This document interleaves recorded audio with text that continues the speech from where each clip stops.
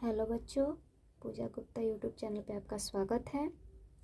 इस चैनल पे हम लोग क्लास 10th के बच्चों के लिए जीव विज्ञान पढ़ रहे थे और हमने चैप्टर 1 जैव प्रक्रम शुरू किया था और हमने कुछ इम्पोर्टेंट जो भी टॉपिक था जैसे जैव प्रक्रम, पोषण की विधियाँ, प्रकार, पौधों में पोषण, ये हम सारे वीडियो दे चुके हैं।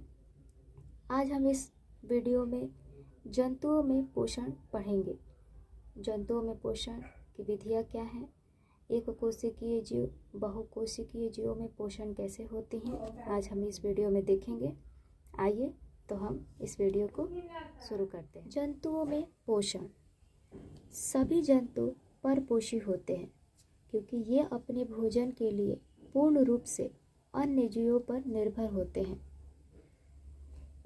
आपको पता होगा कि जितने भी जीव जंतु हैं पेड़ पौधों को छोड़ के, क्योंकि हरे पेड़ पौधे क्या करते हैं, स्वपोषी होते हैं, प्रकाश संश्लेषण के माध्यम से वे अपना भोजन बनाते हैं, इसलिए वो स्वपोषी होते हैं। लेकिन जीव जंतु में प्रकाश संश्लेषण की क्रिया नहीं होती है, वो अपने भोजन के लिए किसी अन्य जीवों पर निर्भर होते हैं, इसलिए सारे जीव जंतु क्या कहलाते हैं, परपोषी कहलाते हैं। परपोषी जंतु को भी दो वर्गों में बांटा गया है, मृतजीवी, परजीवी या प्राणी समपोषी।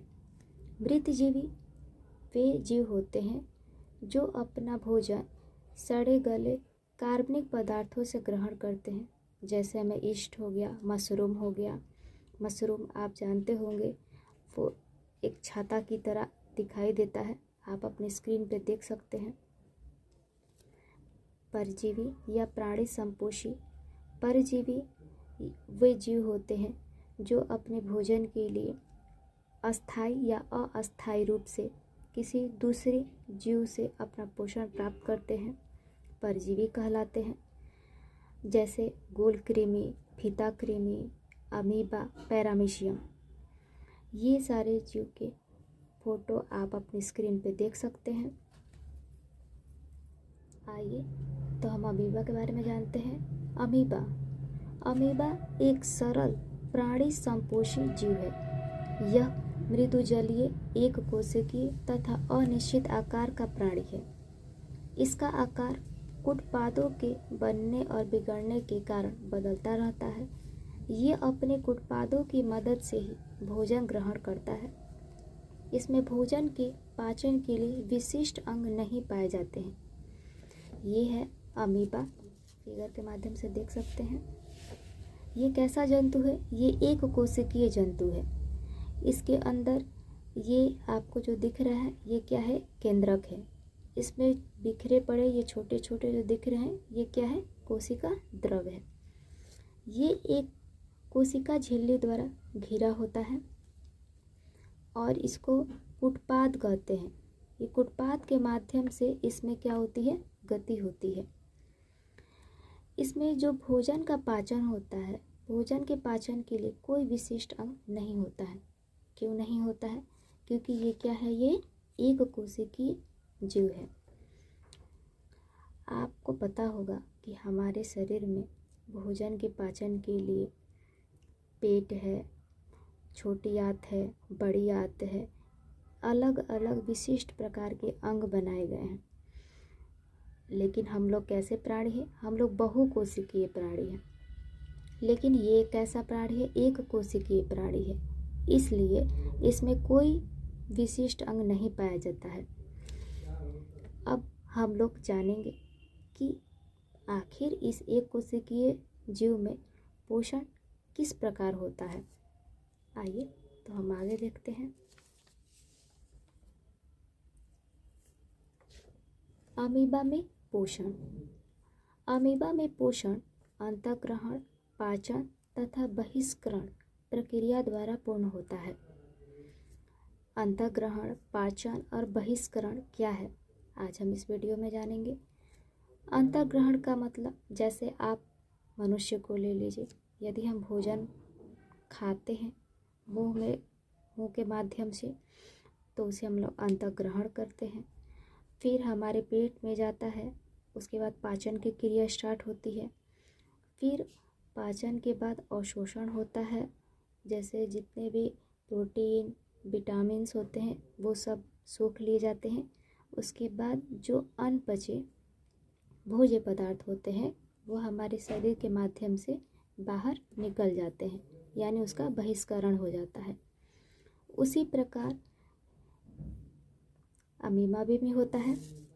अमीबा क्योंकि ये एक कोशिकीय है तो इसके लिए इसमें कोई विशिष्ट अंग नहीं होता है। ये इसके शरीर के सतह के किसी भी भाग द्वारा हो सकता है। ये है क्या? अमीबा। ये इसका क्या है? केंद्रक है। और इसमें जो ये आपको दिख रहा है वो क्या है? कोशिका द्रव है। ये क्या है? भोजन है। जब अमीबा भोजन के पास होता है तो ये इसके कुटपाद तेजी से आगे बढ़ते हैं और अपने कुटपाद द्वारा ये क्या करते हैं? इस भोजन को घेर लेते हैं, जैसा कि इस फिगर में दिखाया गया है। घेरने के बाद ये भोजन धीरे धीरे अंतःग्रहण करते हैं और अंतःग्रहण करने के बाद ये एक खाद्य रिक्तिका का निर्माण कर लेते हैं, जिसके द्वारा यह कोशिका द्रव में चला जाता है और इस भोजन का अवशोषण हो जाता है और ये पूरे कोशिका में फैल जाती है।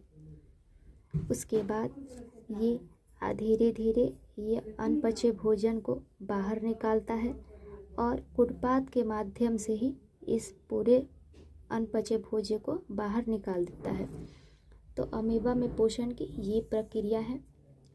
आइए, अमीबा खाद्य पदार्थों का अंतःग्रहण कोशिकीय सतह से बनने वाले उंगलीनुमा कुटपाद संरचना के द्वारा करता है।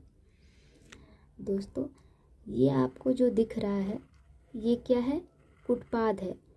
जैसा कि हमारी उंगली होती है, ये बिल्कुल उंगली की आकृति की तरह ये आपको दिख रहा होगा। जब भोजन इसके समीप आता है तो ये उंगली से पूरे भोजन को ऐसे घेर लेता है, इसके अंदर चला जाता है भोजन। इस प्रकार ये भोजन का अंतःग्रहण करता है। अब इसमें पाचन की क्रिया कैसे होती है? तो खाद्य रिक्तिका भोजन, जब ये भोजन को अपने उंगलीनुमा संरचना यानी कुटपाद के अंदर लाता है तो इसके अंदर क्या बन जाता है? ये एक रिक्तिका बना लेता है। इसको घेर के ये रिक्तिका बना लेता है। तो खाद्य रिक्तिका भोजन के पाचन के लिए अस्थायी आहार नाल है। ये जो रिक्तिकाएं होती हैं, ये जो दिख रहा है इस भोजन को ये घेरे हुए है, ये क्या है? इसका रिक्तिका है। यही रिक्तिका पाचन का कार्य करती है, यानी इसका आहार नाल है जिसमें भोजन का पाचन होता है।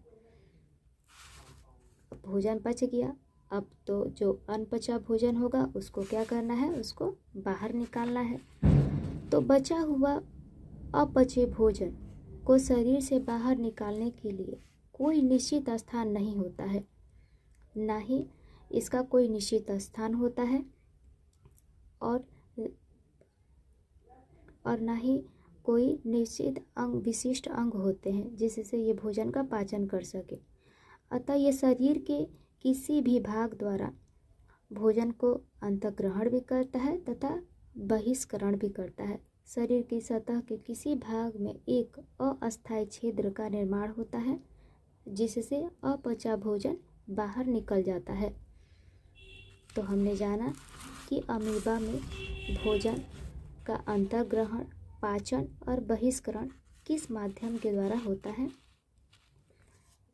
जंतुओं में पोषण देखा। कल हम पैरामीशियम के बारे में पढ़ेंगे और इस तरह आपका सारे टॉपिक कवर करते जाएंगे।